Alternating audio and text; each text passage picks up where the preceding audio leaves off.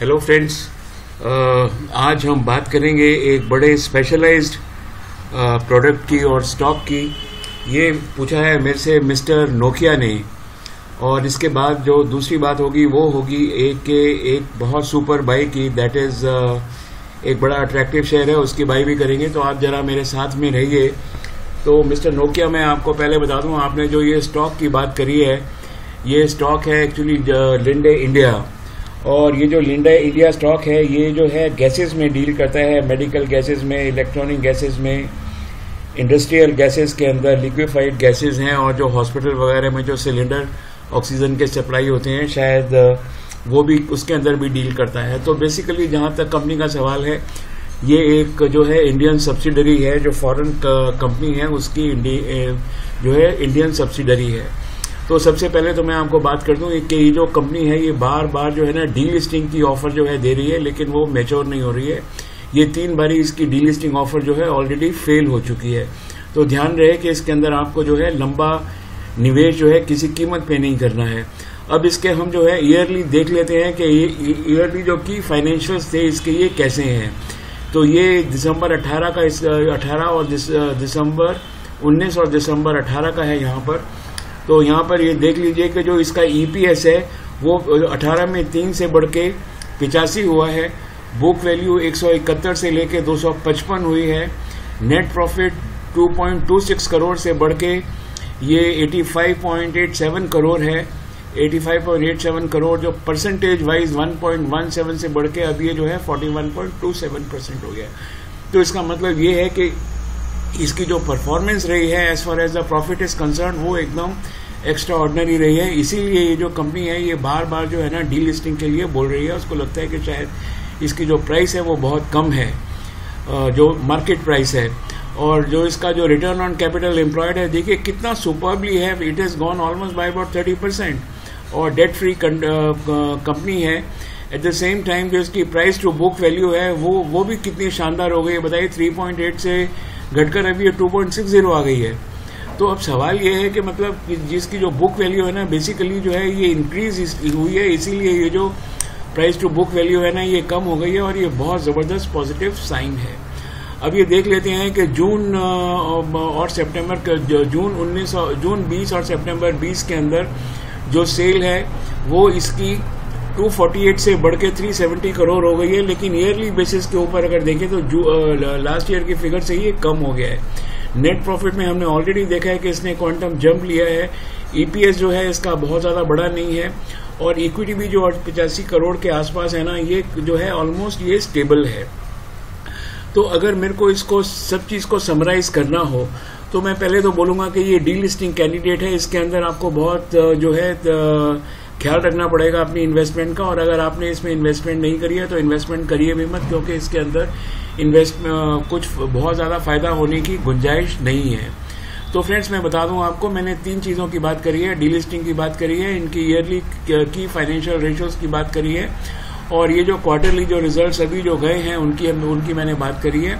ये सब के सब जो फिगर्स हैं, ये सब के सब फिगर्स मैंने जो हैं ये जो मेरा एक स्टैंडर्ड तरीका है लेने का, मैंने इसको वहीं से लिया है। फ्रेंड्स, इसमें एक फिगर नहीं आई है, मैं देख लेता हूँ। अगर एबिटा मार्जिन, हाँ एबिटा मार्जिन भी देख लीजिए तो ये ज़बरदस्त बड़े हैं, ठीक है। दैट मीन्स इनके पास जो कैश है ना, कैश भी जनरेट ऑलमोस्ट 22% के हिसाब से हो रहा है।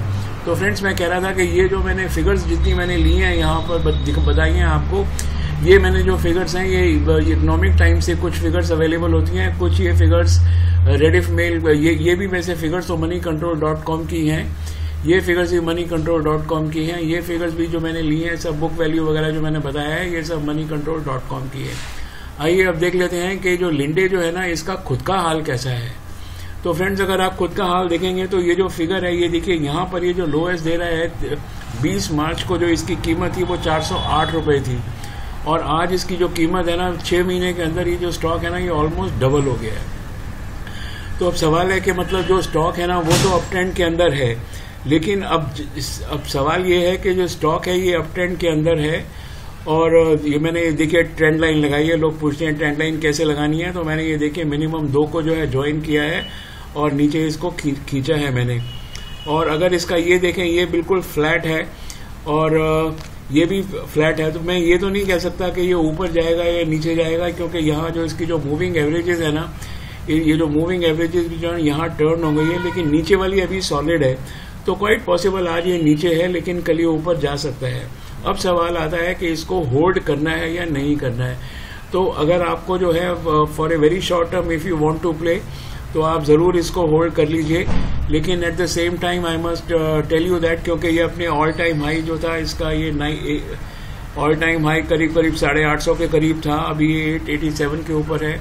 तो ये आप देख लीजिए कि आपका जो स्टॉप लॉस जब भी इसमें लगे तो आप क्विट कर जाइए। और इसका जो स्टॉप लॉस होगा ना, वो मैं आपको बता देता हूँ। इसका जो स्टॉप लॉस है, stop loss is somewhere around 885, या थोड़ा सा इसको नीचे कर लीजिए। स्टॉप लॉस इज 840 के ऊपर आप चलते रहिए, नहीं तो निकल जाइए। ऑल्टरनेटिवली यहाँ पे अगर क्रॉस लगे, जैसे यहाँ क्रॉस लगा है, तो आप जो है इसको क्विट कर लीजिए। शेयर बहुत अच्छा है, इसमें कोई शक नहीं है, लेकिन सवाल है डी लिस्टिंग कैंडिडेट है, तो किसी को इंटरेस्ट इसमें नहीं होना चाहिए। अब फ्रेंड्स, हम अपना अगला शेयर देख लेते हैं। ये जो शेयर है ये अजंता फार्मा का है। ये मैं पर्टिकुलरली शेयर इसलिए दे रहा हूँ, ये AJAN, ये अजंता फार्मा का शेयर है फ्रेंड्स। ये कंपनी जो पहले भी हम इस कंपनी को डिस्कस कर चुके हैं, और ये जो कंपनी है ना, इसने काफ़ी फॉल जो है ऑलरेडी दिखा दिया है। ठीक है, अब ये जो कंपनी है ना, अपनी 200 डे मूविंग एवरेज के नीचे आ गई है। और अगर आप यहाँ देखें तो इसका यहाँ पर जो है, इसके आसपास अभी अपना जो इसने कितनी बारी देखे, यहाँ पर, यहाँ से ये नीचे गई, और उसके बाद यहाँ इस जोन के आसपास यहाँ से ऊपर चढ़नी चालू हो गई। यहाँ इसे 2 बारी डबल टॉप दिया है। But all said and done friends, क्योंकि इसका जो ये जो RSI है, ये अभी 38 के ऊपर आके खड़ा हुआ है। ठीक है, 38 के ऊपर आके खड़ा हुआ है, तो इतनी बढ़िया कंपनी का अगर आप 38, अगर आप कोई जो इसका RSI 42 के ऊपर खड़ा हुआ है, तो और आप क्या लेंगे। हो सकता है ये नीचे भी ना जाए, क्योंकि यहाँ इसकी सपोर्ट जो है ना, ये बहुत स्ट्रांग है।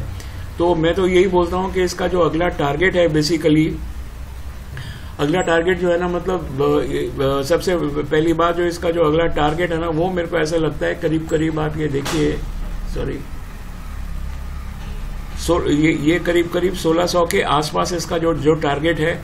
और ये फाइनली जो है, जब तक इसके रिजल्ट आएंगे, ये 100% ये 1725 के आसपास जाकर ही रहेगा। तो मेरा ऐसा मानना है कि ये जो रेट है, ये एकदम खरीदने लायक रेट है। और इसके आगे जो आपको करना है वो देख लीजिए क्या करना है। Number 1, because responsibility basically is yours, money is yours and responsibility is yours. लेकिन इसका जो पहला टारगेट आ रहा है ना, पहला टारगेट इसका 1639 के आसपास ही आ रहा है। तो फ्रेंड्स देखिए, आप देख लीजिए कि मेरी ये आप खरीदना चाहते हैं तो इसको ज़रूर खरीद लीजिए। और दूसरी चीज़ ये है कि जो फंडामेंटल और टेक्निकल एनालिसिस हिंदी और इंग्लिश में मेरी प्लेलिस्ट के ऊपर जो है ये अवेलेबल है। आप चाहो तो शेयर मार्केट SMS के अंदर जाइए, प्लेलिस्ट के अंदर, वहाँ जो अगर आपको पैसा कमाना है तो प्लेलिस्ट के अंदर जाइए और मेरे वीडियोस देखिए, आप पैसा कमा लेंगे। किताबें पढ़ने से मैं बार बार बोलता हूँ कि कुछ नहीं होगा। आप 20 साल किताबें पढ़ते रहिए, कुछ समझ में नहीं आएगा। मैं आपको सही बता रहा हूँ कि मार्केट में ट्रेनिंग देने वाले, सही बताने वाले बहुत कम है। मैं तो आपको बेसिकली सिखा रहा हूँ, बता नहीं रहा हूँ, मैं सिखा रहा हूँ आपको। इसलिए जो है आप, अगर आपको ठीक लगे तो आप जो है प्लेलिस्ट में जाके आप टेक्निकल और फंडामेंटल एनालिसिस को ज़रूर सीख लीजिए। तो मिस्टर नोकिया, मैंने आपकी बात को पूरा कर दिया है। फिर भी अगर आपके मन में कोई बात हो तो आप मेरे को जो है कम्युनिकेट कर सकते हैं। Thank you very much.